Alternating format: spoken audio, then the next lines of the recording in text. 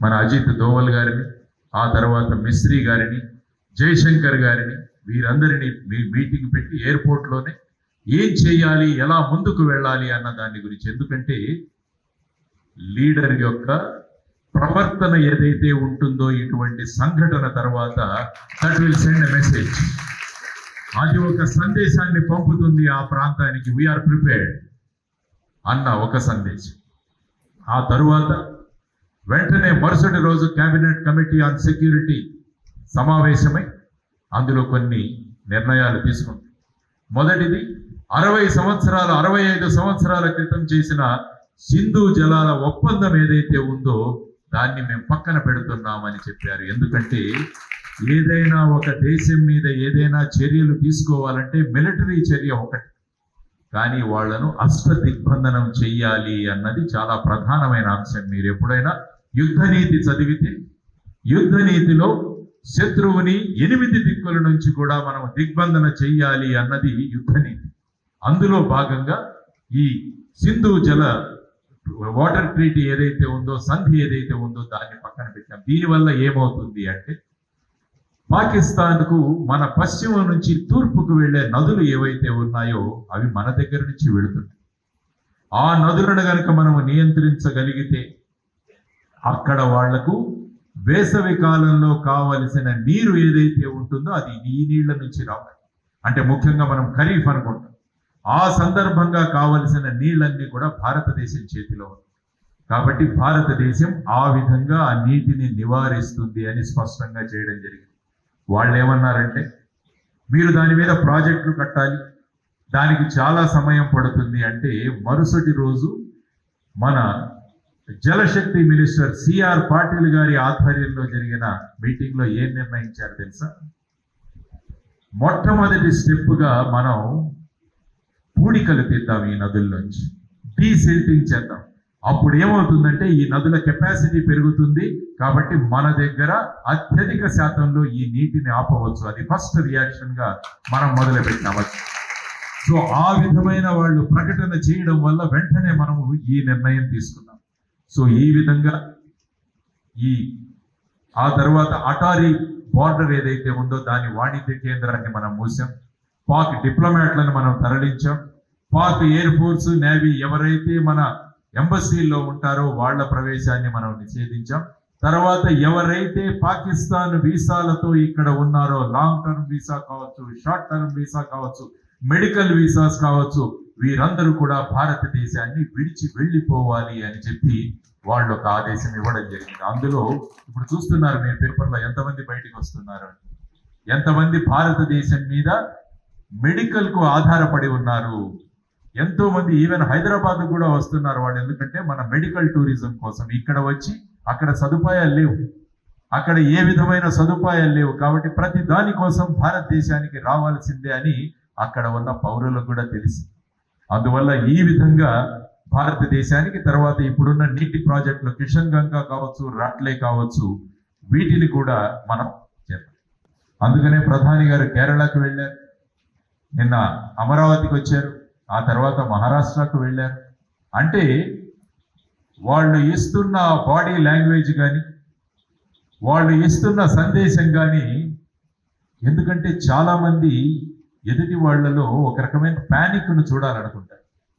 అంటే పాకిస్తాన్ ఈ విధంగా సృష్టిస్తే వీళ్ళు ప్యానిక్గా మారిపోయి అన్ని ట్రిప్పులు క్యాన్సిల్ చేసుకొని ఢిల్లీలోనే ఉంటూ మీటింగుల మీద మీటింగులు పెట్టుకుంటే అప్పుడు వాళ్ళకి ఏమనిపిస్తుందంటే మా వల్ల వీళ్ళు చాలా భయపడి ఉన్నారు అన్న ఒక భావన సృష్టించడం. ఇది సైకలాజికల్ గా ప్రెషర్ పెట్టే ఇది ఇప్పుడు భారతదేశం రివర్స్ లో సైకలాజికల్ ప్రెషర్ పెడుతుంది వాళ్ళని. భారతదేశ నాయకత్వం రివర్స్ లో సైకలాజికల్ ప్రెషర్ వాళ్ళ మీద పెడుతుంది. మీరు చేశారు కదా, ఎప్పుడు ఎలా ఏ టార్గెట్స్ మీద చేస్తారన్నది మా డిఫెన్స్ ఫోర్సెస్ నిర్ణయించుకుంటారు. మేము మా డ్యూటీలు చేస్తామన్న డిఫెన్స్ వల్ల వాళ్ళు ఇంకా మొదలు పెట్టారు, ఇంకా ఎక్కువగా.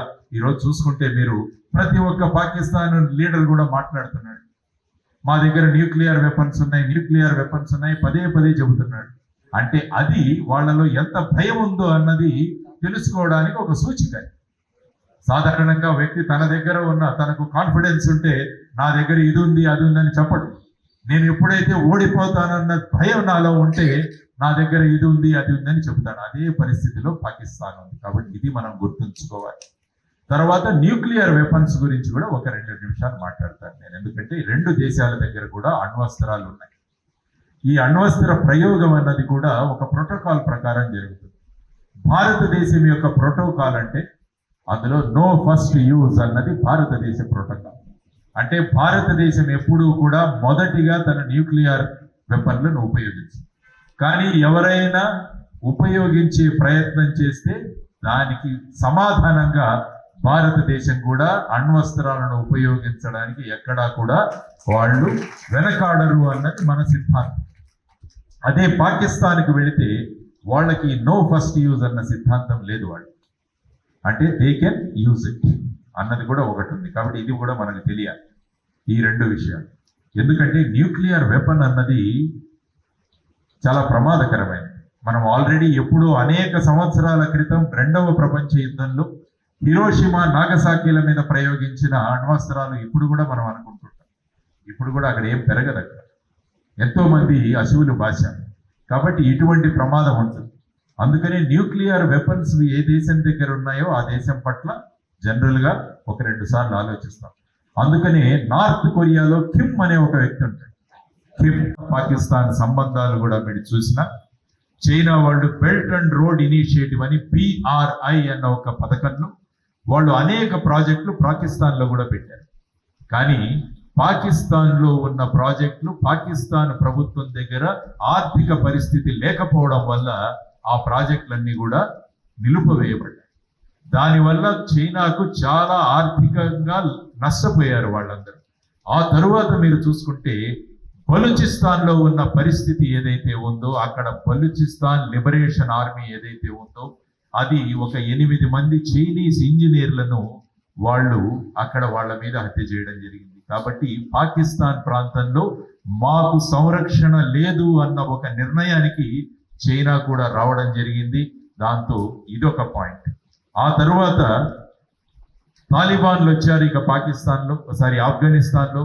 వీళ్ళు మనకు మద్దతుగా ఉంటారంటే తాలిబాన్లు కూడా పాకిస్తాన్తో ఏమాత్రం సహకారం ఇవ్వట్లేదు. తాలిబాన్ పాకిస్తాన్ అన్న పేరుతో పాకిస్తాన్లో ఉన్న ప్రభుత్వం మీదే తాలిబాన్లు అక్కడ ఉద్యమిస్తున్నారు. ఇదొక ప్రధానమైన కారణం. ఆ తర్వాత ఇరాన్ సరిహద్దుల్లో కూడా సమస్య. ఆ తర్వాత బలూచిస్తాన్ మనకు తెలిసింది. బలూచిస్తాన్లో మనం చూశారు, బలూచిస్తాన్లో ఉన్న లిబరేషన్ ఆర్మీ ఒక ట్రైన్ మొత్తాన్ని కూడా వాళ్ళు హైజాక్ తీసుకువెళ్ళడం, అక్కడ పాకిస్తాన్ ఆర్మీ మీద వాళ్ళు చర్యలు తీసుకోవడం. కాబట్టి ఇప్పుడు పాకిస్తాన్ ఎలా ఉందంటే అన్ని దిక్కుల నుంచి సమస్యలు ఉన్నాయి. పాకిస్తాన్ ప్రజలు అక్కడ అట్టుడిగిపోతున్నారు. మరి ఈ ప్రజలను ఏం చెయ్యాలి? వీళ్ళకి ఏదైనా ఒక ఆహారాన్ని ఇవ్వాలి. ఎందుకంటే వీళ్ళందరూ అరుస్తున్నారు, ఏం చేస్తోంది ప్రభుత్వం, ఏం చేస్తోంది ప్రభుత్వం అని. ఆ సందర్భంలో Pakistan army chief Asif Munir April 15వ తారీఖున ఒక మీటింగ్లో మాట్లాడతాడు. భారతదేశము పాకిస్తాన్ వాట్లలో ఏమాత్రం సారూప్యం లేదు. మేము 2 నేషన్ థియరీ ద్వారా ఏర్పడిన మా 2 దేశాలు, మా సిద్ధాంతాలు వేరు, మా ఆచారాలు వేరు, మా నియమాలు వేరు. భారతదేశం పాకిస్తాన్ ఎప్పుడు కూడా దగ్గరికి రాలేదు. ఆ తరువాత మనిషికి జీవనాడి అయిన జుగులర్ వెయిన్ ఏదైతే ఉంటుందో, అంటే మన మస్తిష్కం నుంచి మన గుండెకు ఏదైతే రక్త సరఫరా చేస్తుందో మన జీవనాడి, పాకిస్తాన్కు కశ్మీర్ జీవనాడి. కశ్మీర్ ప్రజలను మేము వదులుకోలేము అన్న ఒక స్పీచ్ ఇస్తాడు. మీకు యూట్యూబ్లో కూడా దొరుకుతుంది, మీరు వినుంటారు చాలా మంది. అంటే ఈ విధమైన భావనలు వాళ్ళలో తయారు చేసి పాకిస్తాన్ ISI వాళ్ళ ప్రోత్బలంతో పహల్గావ్ అనే ప్రాంతంలోకి వెళ్ళి ఏప్రిల్ 22న ఏదైతే సంఘటన జరిగిందో, దీనికి వెనకాల ఉన్న ప్రధానమైన కారణాలు ఇవన్నీ కూడా. కాబట్టి ఈ సంఘటనను నేను పాకిస్తాన్లో చూపించి, నేను ఈ మిగతా కారణాలు ఏవైతే ఉన్నాయో వాటన్నిటినీ ప్రజలు మరిచిపోయేలాగా చేసి మళ్ళా పాకిస్తాన్లో మా ప్రభుత్వం మళ్ళా కొనసాగాలన్న ఒక దురుద్దేశంతో ఈ విధమైన చర్యను వాళ్ళు చేయడం జరిగింది. తర్వాత ఆర్టికల్ 370 రద్దు గురించి మాట్లాడారు. ఆర్టికల్ 370 అలాగా ఎంతో సులభంగా ఏమాత్రం అడ్డు లేకుండా భారత ప్రభుత్వం తీసివేయగలిగింది. ఇదొకటి ప్రధానమైన కారణం. వాళ్ళు సో ఈ అన్ని కారణాలు వారు దృష్టిలో ఉంచుకొని దీన్ని ఈ విధమైన చర్యను తీసుకోవడం జరిగింది.